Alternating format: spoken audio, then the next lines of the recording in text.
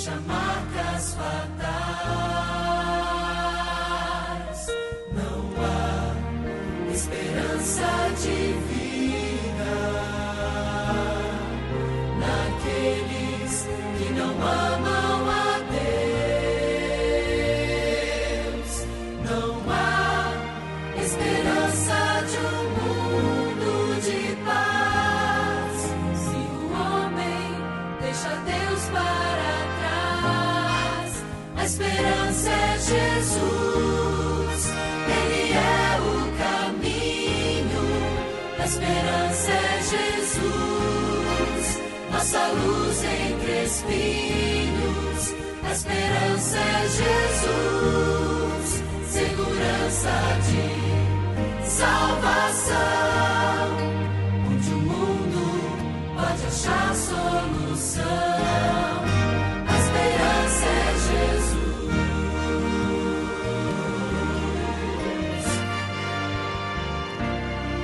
Só há esperança e certeza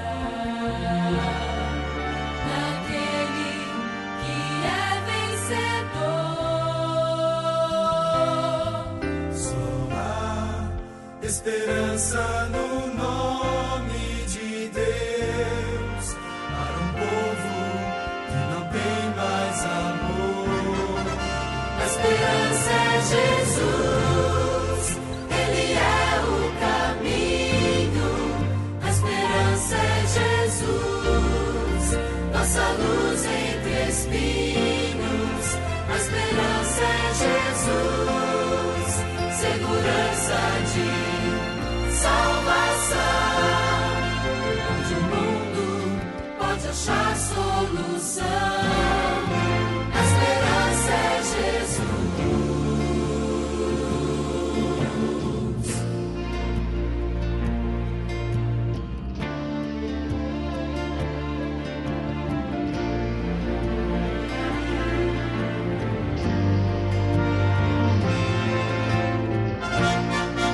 A esperança é Jesus, Ele é o caminho.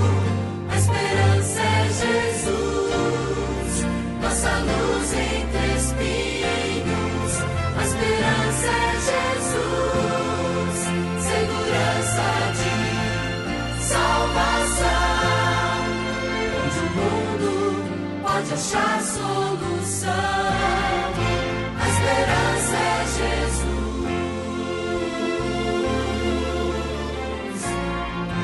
A esperança é Jesus.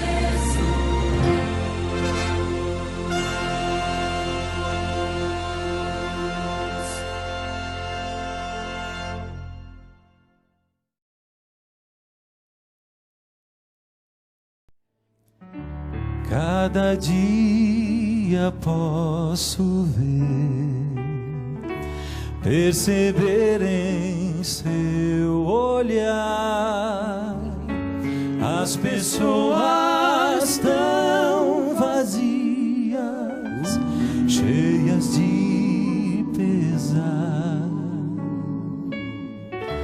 vivem cada vez mais sós, morrem sem amor. Um sorriso esconde a dor, só Jesus o vê. Busquem a Jesus, busquem a Jesus. Quando o sonho se desfaz, Ele dá sua paz. Busquem a Jesus, busquem a Jesus. É preciso entender, Cristo traz sua paz.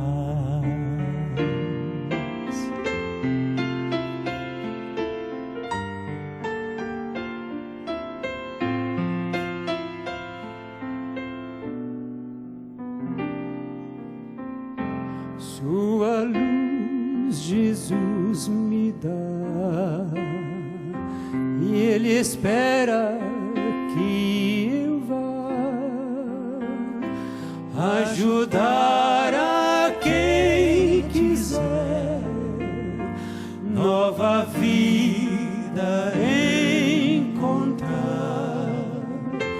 e a todo que vier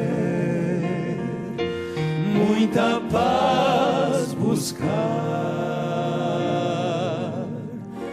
Novo sol irá brilhar, trevas nunca mais.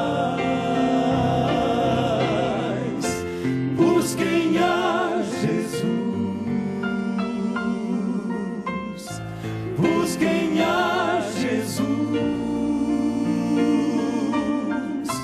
Quando o sonho se desfaz, Ele dá sua paz. Busquem a Jesus, busquem a Jesus. É preciso entender, e é preciso aceitar que Cristo traz a paz.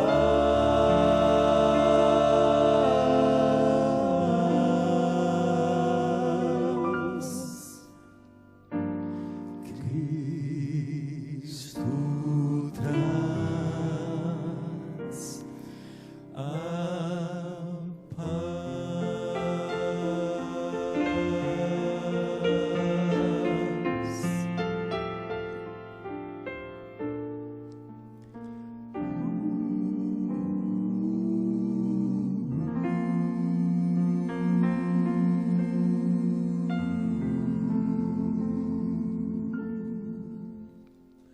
Amém.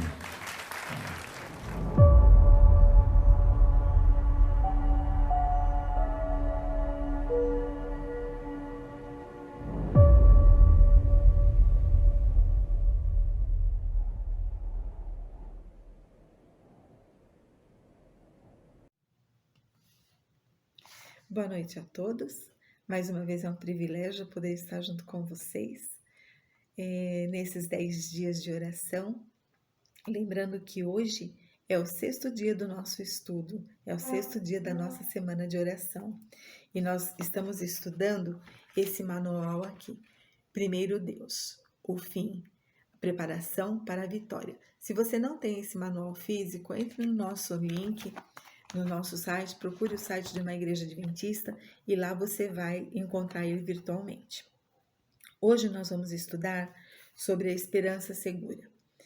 O irmão Jonatas, ele vai passar para nós a mensagem de que essa esperança que nós temos que ter, ela é segura, ela não é um sonho, ela é real. Ela tem que ser real, porque Deus assim o prometeu. Então nós vamos agora iniciar cantando o hino oficial da semana, que é Primeiro Deus. Porque se nós não colocarmos Deus em primeiro lugar, nada vai para frente, né? Então vamos cantar e depois nós vamos orar. Louvamos a Deus.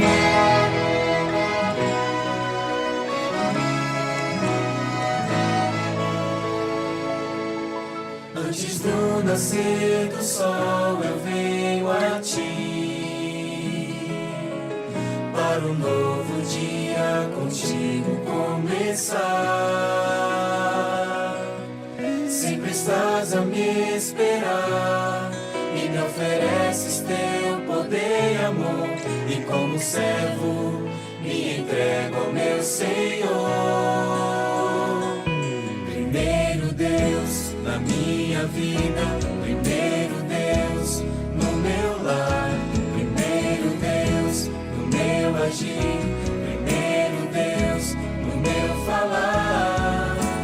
Tudo de mim em resposta ao tudo de Deus, fiel por prazer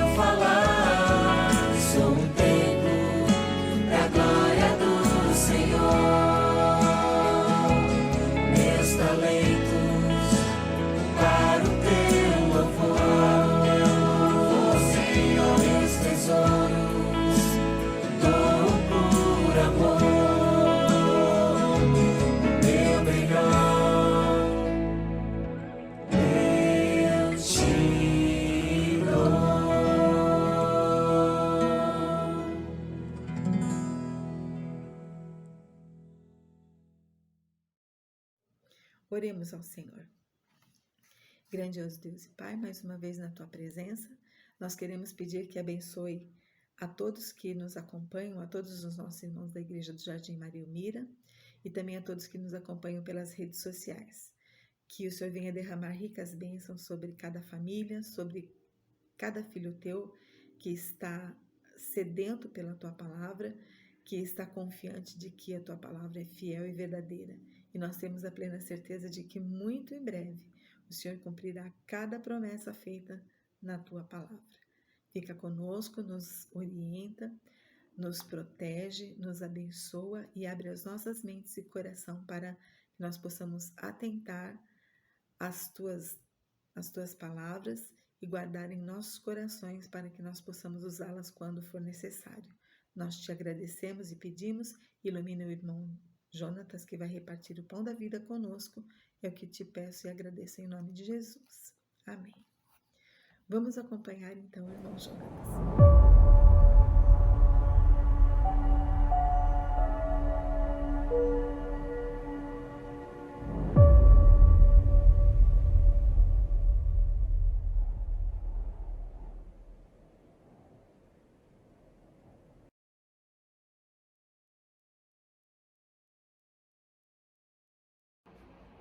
Boa noite, irmãos e irmãs.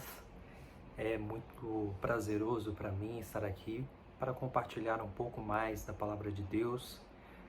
Hoje estaremos abordando o tema Esperança Segura, que é o tema 6 da apostila dos 10 dias de oração. Acredito que a maioria esteja acompanhando, né? E é muito gratificante poder falar sobre a Palavra de Deus, sobre um tema tão bonito que é a esperança. Antes de começar, antes de dar início à nossa conversa, ao nosso diálogo a respeito disso, falo diálogo porque acredito que alguns de vocês estejam nos assistindo online neste momento, ao vivo, e temos aí o espaço aqui embaixo para que vocês possam compartilhar suas opiniões, enviar suas mensagens. E, bem, antes de dar início então à nossa explanação, vamos fazer uma breve oração pedindo a iluminação aí de Deus, do Espírito Santo, para que o que for falado hoje possa ser benéfico para você que está nos assistindo e para mim que estou falando também. Então, vamos neste momento, em atitude de reverência, orar a Deus. Senhor Deus, muito obrigado por mais uma oportunidade que temos de abrir a Tua Palavra e de entender um pouco mais a respeito do Teu plano para nós. Nós viemos desses últimos dias aprendendo um pouco mais sobre a oração, sobre a importância do estudo da Bíblia e outros temas tão importantes. E hoje nós vamos estar aprendendo um pouco sobre a esperança e principalmente como nós devemos nos comportar para alcançar o céu. Então peço a Tua bênção, que o Senhor nos ilumine, por favor, Papai. É o que eu peço em nome do Senhor Jesus. Amém. Bem, o texto de hoje, o texto-chave, aquele que vai nortear toda a nossa conversa, ele está em Joel. O livro de Joel é um livro que fica entre o livro de Oséias e está próximo do livro de Oséias e está mais ali para o final do Antigo Testamento. E eu vou estar lendo, para que vocês possam estar acompanhando, o capítulo 2. O capítulo 2, foi escrito em um contexto em que Deus havia, por intermédio de Joel, anunciado que o povo de Israel passaria por um momento difícil. Esse momento aconteceria em razão dos pecados que esse povo havia cometido durante muito tempo. Então seria um momento de juízo, né? E nada mais seria esse aviso que Joel veio trazer para o povo de Israel, era justamente para alertá-los de que devido aos seus pecados, devido a toda a idolatria e também, principalmente, a conivência dos líderes religiosos, eles passariam por um julgamento que aconteceria através da invasão aí de gafanhotos e de exércitos inimigos. Pois bem, então nesse contexto, Joel ele vem trazer uma mensagem de alerta e ao mesmo tempo uma mensagem de esperança. Como assim? Bem, o povo, Deus havia anunciado por intermédio do profeta Joel que eles enfrentariam o seu juízo. Contudo, isso era condicional. Como assim? Bem, se o povo de Israel decidisse se arrepender dos seus pecados e buscasse a Deus de todo o coração, Deus não enviaria o juízo, né? Então, era uma mensagem ao mesmo tempo de alerta, uma mensagem ao mesmo tempo para que o povo ficasse atento ao que estava para acontecer. Era uma mensagem principalmente de esperança. E Joel, assim como vários profetas na Bíblia, ele agiu como um intercessor. O intercessor é aquela pessoa que se coloca entre a pessoa que é alvo ali da intercessão e Deus. Então é como se fosse um intermediário. Joel, ele gostaria muito, ele clamou ao povo para que eles se arrependessem dos pecados e assim não tivessem que enfrentar o juízo divino, certo? Pois bem, então vamos agora abrir a Bíblia no capítulo 2 de Joel. Nós vamos estar lendo a partir do verso 12 até o verso 17. É muito interessante que em uma segunda oportunidade, em algum momento, você leia esse capítulo na íntegra. E digo mais, se você puder ler o capítulo 1 antes de ler o capítulo 2, acredito que a sua compreensão do tema vai ser muito maior e vai ser muito benéfica para a sua vida.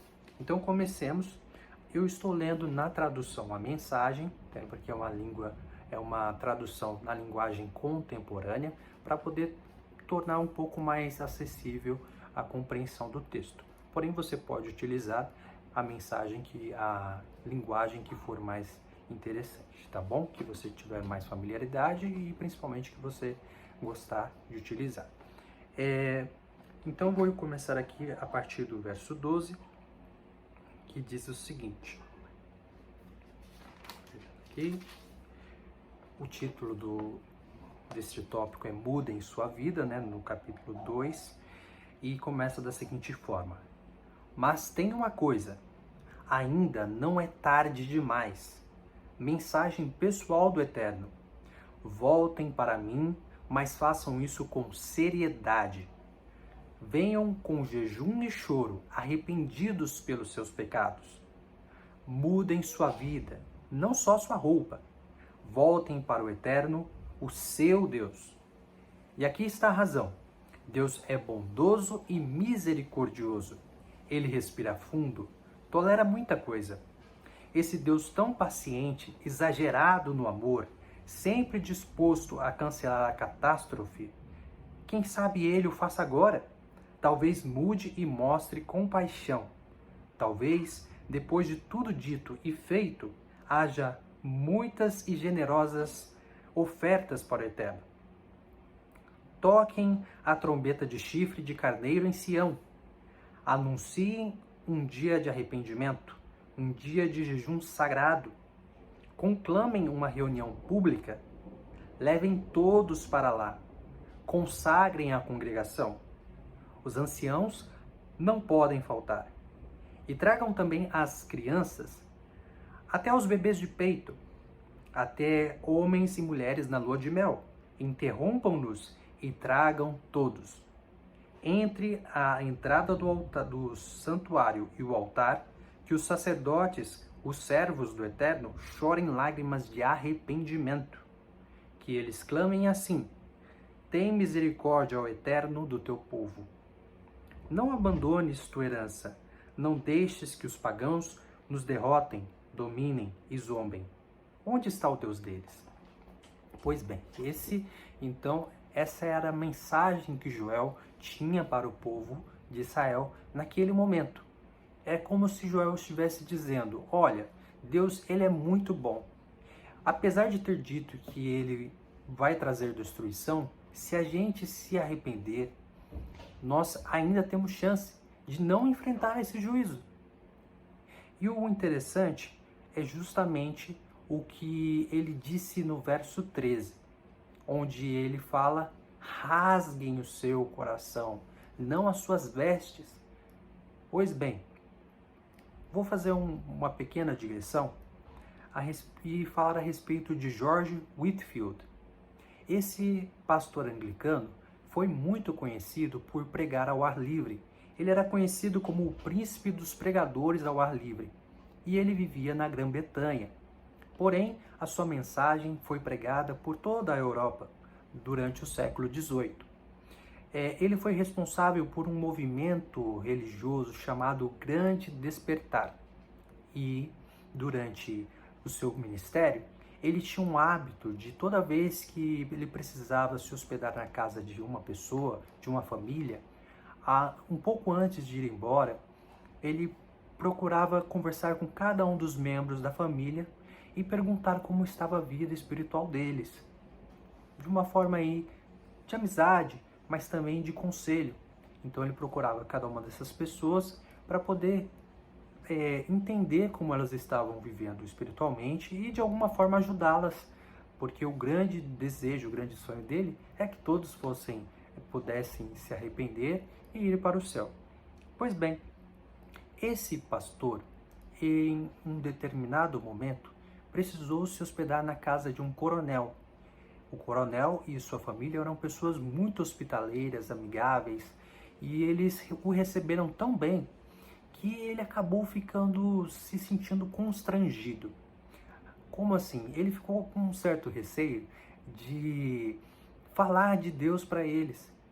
Porque como ele sabia que o coronel, principalmente o coronel e sua família, não eram cristãos, então ele ficou com essa relutância. Porém, na noite que antecedia a sua ida, ou seja, antes de ele partir, Deus, através do Espírito Santo, o incomodou muito. E ele começou a pensar o seguinte: essas pessoas têm sido muito amáveis comigo e eu não tenho sido fiel com elas. Tenho de dizer que, apesar de todas as suas boas qualidades, se não crerem em Cristo, elas estarão perdidas. Pois bem, como ele estava muito relutante, é como se parte dele não quisesse passar a mensagem, mas ele sabia de sua importância, ele teve uma ideia e contou a Deus a sua ideia, e logo em seguida, assim, ele foi impressionado de que havia tomado uma boa decisão. Então ele pegou o seu anel, um anel, e rabiscou ali no vitral do quarto a seguinte mensagem: falta-lhes uma coisa. Então, depois, no dia seguinte, ele partiu, orando para que aquela família, em algum momento, tomasse a decisão de conhecer a Deus e de assumir um compromisso com Ele.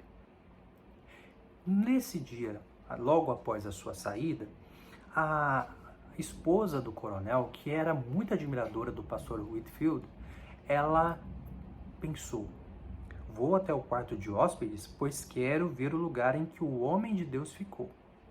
Ela o apreciava muito e o admirava muito. Pois bem, quando ela chegou no quarto, ela viu escrito na janela aquelas palavras: falta-lhes uma coisa. E isso fez com que ela se sentisse arrependida naquele exato momento. Tocou muito o coração dela. Então ela correu e chamou as suas filhas e mostrou o que o pregador, que o pastor havia escrito na janela. E logo depois, ela fez o mesmo com seu esposo. E ela disse assim: pensei que ele não havia se preocupado muito conosco, porque sabia que por onde quer que ele passe, argumenta com seus anfitriões, e ele não havia feito isso conosco. Cheguei a pensar que havíamos irritado o Sr. Whitefield, mas agora percebo como ele foi amável conosco, falando-nos dessa maneira. Aquela atitude tocou tanto o coração daquela família que eles decidiram então aderir também à fé cristã. Pois bem, eles se ajoelharam e pediram a Deus que mostrasse aquilo que lhes faltava. e imediatamente eles sentiram a presença do Espírito Santo. E aquilo que lhes faltava foi preenchido através do próprio Espírito Santo. Pois bem, irmãos e irmãs, falta a gente também, nos falta uma coisa. E você pode estar se perguntando, como assim? Já conheço a Cristo? Já sou um cristão? Pois bem, nos falta uma coisa também. O que nos falta então? Você pode estar se perguntando. Falta-nos reavivamento e reforma. Você já deve ter ouvido falar em reavivamento e reforma algumas vezes na igreja.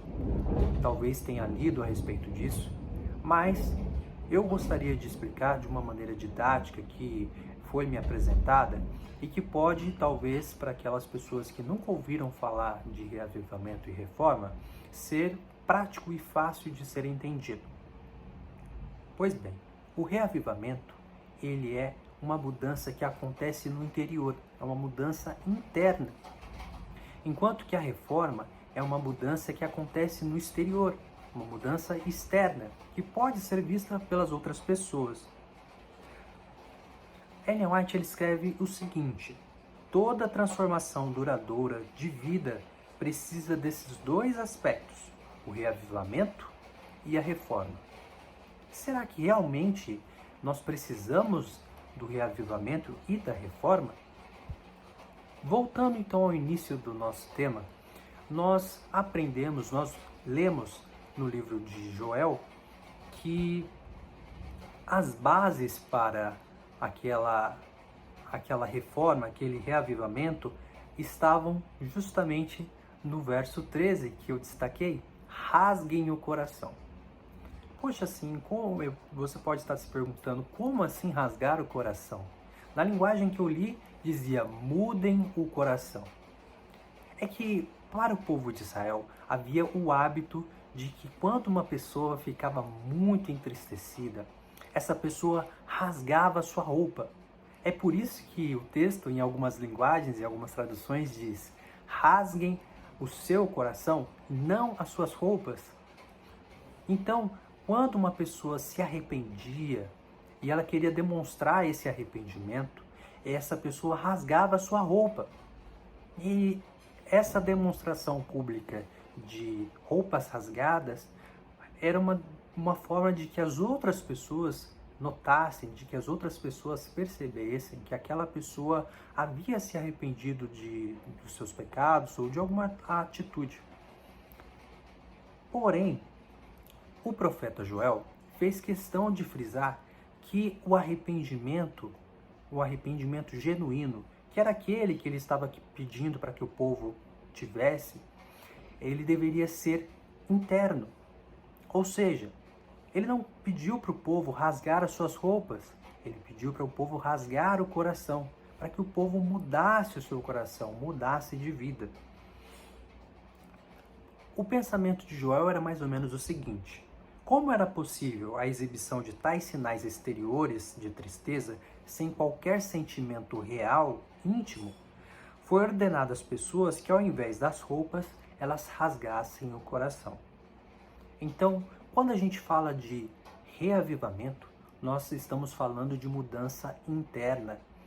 É aquela mudança que realmente produz transformação. Automaticamente, quando mudamos internamente, quando mudamos o nosso modo de pensar, as atitudes, as nossas mudanças externas, elas vão acontecer de maneira muito natural. É como uma pessoa que decide perder peso.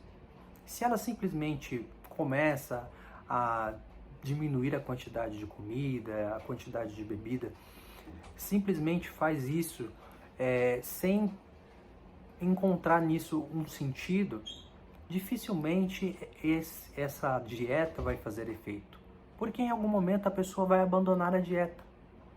É diferente, por exemplo, de uma pessoa que percebe que os seus hábitos alimentares estão lhe prejudicando, tirando a saúde, que talvez se ela continuar dessa forma, se alimentando dessa maneira, a sua saúde no futuro será tão prejudicada que ela poderá adquirir uma doença fatal. E ao tomar consciência disso, essa pessoa decide então fazer uma dieta, mudar seus hábitos alimentares, fazer exercícios físicos, esse tipo de mudança provavelmente dará certo, porque a pessoa percebeu a dificuldade que ela, a necessidade, aliás, que ela tinha, e mesmo que com dificuldades, ela irá tomar irá mudar a sua atitude, né? E tomar um novo rumo. Existem então algumas características da pessoa que experimentou o reavivamento e a reforma. São poucas características, vou pontuá-las, mas são características que toda pessoa que passou pelo reavivamento exibe. Pois bem, a pessoa que experimentou o reavivamento e a reforma tem uma vida de oração e ação. Como assim oração e ação? Aliás, o que seria viver em oração?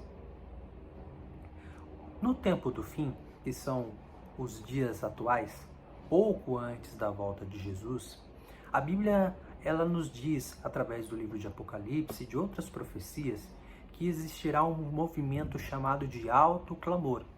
O que é o alto clamor? É como se fosse uma convocação que nós e todas as pessoas que decidirem estar ao lado de Jesus vão fazer para o mundo. Nesse momento, para que isso aconteça, o Espírito Santo vai ser derramado. Então, através do poder do Espírito Santo, muitas pessoas serão levadas à verdade. Mas, para que isso aconteça, é necessário oração e ação. E quando a gente fala de oração e ação, a gente precisa entender que essas duas coisas em uma vida que passou por reavivamento e reforma, essas duas coisas acontecem juntas. Uma pessoa que ora, mas não age, em algum momento vai acabar parando de orar. Porque aquilo não faz tanto sentido. É o mesmo que acontece com uma pessoa que trabalha, uma pessoa que age, mas que não tem uma vida de oração. Em algum momento, ela pode acabar não vendo mais graça nisso. Aliás, isso é o que muito provavelmente vai acontecer. A segunda característica da pessoa que experimentou o reavivamento e a reforma é ter sua vida moldada pelo Espírito Santo. Quando a gente fala de reavivamento e reforma, a gente fala de buscar a Deus com todo o coração. Através da oração, como eu mencionei, é através da ação. A oração, ela nos leva à mudança de comportamento, através do Espírito Santo. Ellen White ela diz o seguinte: mediante a influência do Espírito Santo, a inimizade com Deus é mudada em fé, e o amor e o orgulho, aliás, é transformado em humildade. Então uma pessoa que passou pelo reavivamento e pela reforma é uma pessoa que, além da oração e da ação, apresenta também a característica de ser uma pessoa moldada, transformada pelo Espírito Santo. Isso é um processo, acontece todos os dias. O Espírito Santo vai tocando o coração dessa pessoa e ela vai percebendo atitudes que devem ser mudadas automaticamente. Isso é um processo natural. A terceira característica de uma pessoa que experimentou o reavivamento e a reforma é a seguinte: essa pessoa ela tem a sua vida pautada pela palavra de Deus. Ou seja, essa pessoa ouve o que Deus nos disse, o que Deus nos diz através da Bíblia, através das Escrituras. Pois bem, somente as pessoas que fortaleceram sua vida com as verdades da Escritura poderão resistir no último grande conflito. Isso é muito sério. Preste bem atenção, eu vou reler. Somente as pessoas que fortalecerem sua vida com as verdades da Escritura poderão resistir no último grande conflito. Às vezes, a gente tem aquela falsa ideia de que antes da volta de Jesus ainda vai ser possível mudar de atitude. E que nesse momento a gente vai conseguir enfrentar a grande angústia que a Bíblia fala, que é semelhante com a angústia de Jacó. Porém, a Bíblia diz que isso não é verdade. Somente aquelas pessoas que fortalecerem sua vida através do estudo da Bíblia, através do verdadeiro reavivamento e da reforma, somente essas pessoas conseguirão enfrentar o grande conflito, passar por todas as tribulações que estão profetizadas para acontecerem nos últimos dias. A quarta característica que o texto destaca a respeito aí da pessoa que experimentou o verdadeiro reavivamento e a verdadeira reforma é a seguinte: é aquela pessoa que guarda corretamente o sábado. Eu confesso que quando eu li isso, eu fiquei sem entender muito por que o sábado. Eu entendo que o sábado é, inclusive, o dia de guarda que Deus nos deixou e principalmente o dia que nós, como adventistas, temos na nossa bandeira. Como assim? Bem, o nosso nome é a Igreja Adventista do Sétimo Dia. Então, o sétimo dia faz parte da nossa bandeira.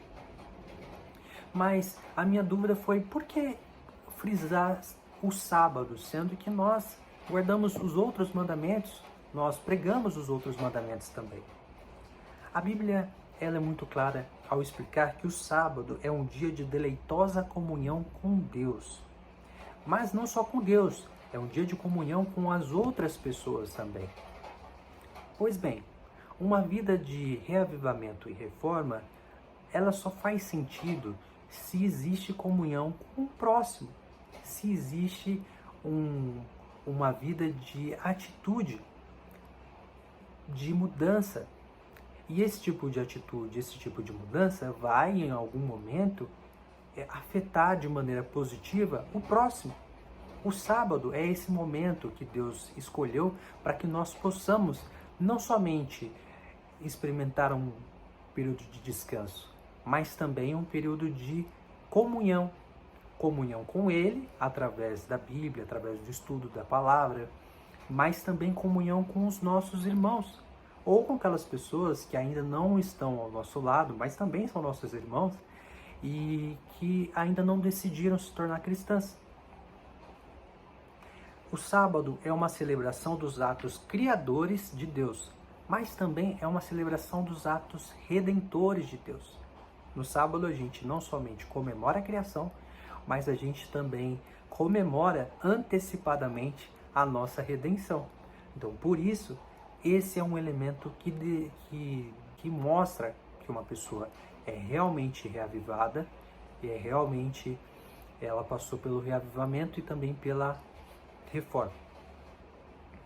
Outro aspecto de uma pessoa que já passou pelo reavivamento e pela reforma, quando falo arrependimento verdadeiro, é a devolução dos dízimos e das ofertas. Isso de maneira fiel. O dízimo, como você deve saber, ele é sagrado. A palavra sagrado tem a ver com separação. O dízimo ele é separado. Quando Deus nos pede o dízimo, quando Ele nos fala através da Bíblia, em vários textos do dízimo, Ele nos diz que o dízimo ele tem um propósito. Então, por isso que a gente diz que o dízimo é sagrado. Ele tem um destino. O destino do dízimo, como mostra as Escrituras, é ser empregado na pregação do Evangelho. Então, por isso que esse tópico também é importante. E também é uma forma de demonstrar que há um verdadeiro reavivamento e reforma. Deus, Ele deseja que seus filhos e filhas revelem apreço por suas bênçãos e gratidão por sua misericórdia. Aqui diz o seguinte: Deus deseja que seus filhos e filhas revelem apreço por suas bênçãos e gratidão por sua misericórdia. O dízimo e a oferta, além de servirem a um propósito, como eu mencionei, que é o da pregação do Evangelho, ou seja, que é justamente apressar a volta de Jesus, ele também é uma forma de demonstrar gratidão e apreço pelas bênçãos de Deus. A sexta característica da pessoa que passou pelo verdadeiro reavivamento e reforma é que essa pessoa tem prazer em realizar diariamente um culto pessoal e um culto familiar. Olha que interessante, um culto pessoal e um culto familiar. O culto pessoal é aquele que eu faço sozinho. O culto familiar é aquele que eu faço com as pessoas da minha família. Ou seja, mesmo que eu não tenha muitas pessoas na minha família ou que more sozinho, é interessante e é necessário que eu tenha um momento especial de comunhão com Deus. A gente pode ilustrar, pode entender o que é o culto pessoal através do que acontecia com Adão e Eva. Todos os dias, ao final do dia, à tardezinha, Deus vinha falar com eles pessoalmente. Ali era um momento de culto deles. Claro que, infelizmente, nós não temos o privilégio de Adão e Eva de encontrar pessoalmente com Deus todos os dias, de maneira literal. Mas nós podemos ter um momento de comunhão com Deus. E eu acho interessante que, coincidentemente ou não, geralmente quando a gente fala de culto familiar, a gente fala de cultos matutinos e vespertinos, ou seja, cultos que acontecem ali no início do dia e cultos que acontecem no final do dia, geralmente no horário do pôr do sol, mas a gente fala vespertino porque acontece à tarde. E algo interessante que eu me deparei há algum tempo é que, por exemplo, para a aprendizagem de um novo idioma, os melhores horários são justamente o início do dia e o fim do dia. O fim do dia, porque quando você aprende um novo conceito, você dorme, aquele conceito ele é fixado durante o sono. O sono tem um grande papel na questão do aprendizado. E no início do dia, aquele conceito novo aprendido, ele vai ficar, de certa forma, martelando na sua mente e vai ser, digamos que, melhor entendido, melhor aprendido por sua mente. Então, talvez, por isso, a gente fale tanto em culto matutino e vespertino, aquele que acontece no início e aquele que acontece no fim do dia. Talvez porque, nesses momentos, a gente vai estar lendo a palavra de Deus e ela vai nos acompanhar durante o dia e, ao ler novamente no final do dia, aquela mensagem vai entrar junto conosco no sono e vai ser fixada na nossa mente. Pois bem, antes de terminar, eu gostaria de fazer algumas perguntas. Essas perguntas você deve fazer para si mesmo e, mais importante, ouvir as suas próprias respostas. A primeira é a seguinte: eu vou falar de maneira na primeira pessoa, direcionado a mim, mas você pode fazer direcionado a você também. Tenho andado diariamente nos caminhos de Deus, fazendo sua vontade em tudo? Segunda pergunta. Tenho desenvolvido hábitos que amadurecem minha vida cristã, leitura da Bíblia, vida de oração, vida de testemunho, vida de serviço? Eu tenho desenvolvido esses hábitos? Sinto que a cada dia estou mais perto de Cristo e mais longe do pecado? Última pergunta. Eu desfruto da certeza da salvação por meio de Cristo? Reflita sobre isso. Esse vídeo vai ficar gravado. Se for necessário, você pode voltar, ouvir novamente essas perguntas e fazê-las a si mesmo. Para terminar, então, eu gostaria de ler com vocês um trechinho de Apocalipse, capítulo 3, os versículos 14 e 16. Diz o seguinte: Estas coisas diz o Amém, a testemunha fiel e verdadeira, o princípio da criação de Deus. Conheço as obras que você realiza, que você não é frio nem quente. Quem dera você fosse frio ou quente. Assim, porque você é morno e não é nem frio nem quente, estou a ponto de vomitá-lo da minha boca. É uma mensagem dura. A mensagem da testemunha fiel é uma mensagem de conversão total. Ou seja, Deus nos quer por inteiro. Não basta simplesmente parecer cristão. Não basta simplesmente parecer arrependido. Ele quer um arrependimento genuíno. Mas isso, por mais difícil que pareça, é possível de acontecer e vai acontecer na sua vida em nome de Jesus. Basta se colocar aos pés de Cristo. Basta se colocar em comunhão. Esta é a reforma de vida que cada um de nós necessita para transpor triunfante o tempo da angústia e receber o Senhor com grande alegria. Reforma e reavivamento, diz Heber Carlos de Campos. Reforma e reavivamento dizem respeito à volta às antigas e saudáveis doutrinas e zelo ardente. Mas é um zelo cheio de amor, um zelo cheio de amor ao próximo, um zelo cheio de amor a Deus.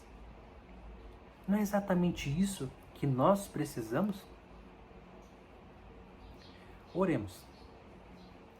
Senhor Deus, nós aprendemos hoje a necessidade de ter um verdadeiro reavivamento e praticar a reforma na nossa vida. A gente aprendeu também que não basta tentar mudar a nossa aparência, nossa estética, trocar de roupa. Não. A gente aprendeu que o que realmente agrada ao Senhor e o que realmente traz a salvação para nossas vidas é a mudança do coração.